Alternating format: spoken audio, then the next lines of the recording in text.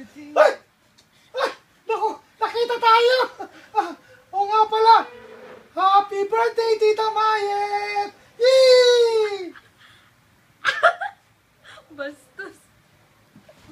Oo na! Okay. Uy! Grabe! Tita Mayet!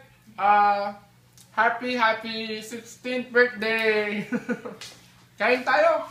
Sabi. Sige po. Ingat po lagi. God bless and more birthdays po. Bye-bye!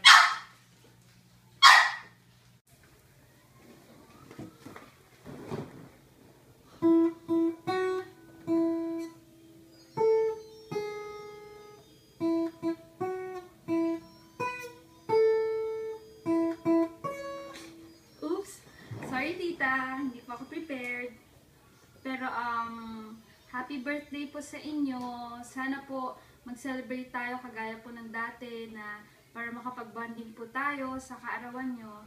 And, tita, hindi ko po makakalimutan yung mga bonding natin sa Chicago. Trinit niyo po ako doon na parang si Regine kasi namimiss mo na siya. So, sobrang sweet po ni Tita Mayet.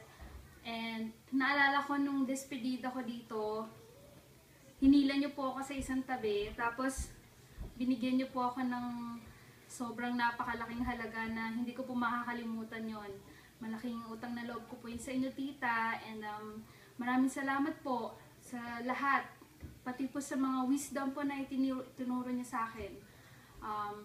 Iginigreet ko na rin po si Kuya Louie, sila Florence, sila Kuya Lawrence, si Ate Lenny, at saka si Lidis po. Greet po namin ng Felipe family. Happy birthday po.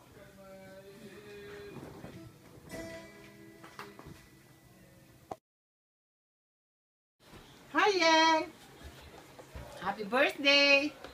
I hope all your wishes will be granted on your birthday. Good health, good wealth, more money, happiness, family love, peace of mind, everything, sister. I hope you will get richer and richer. And what else? I will never forget your birthday because somebody has the same birthday as yours. I love you, sis, and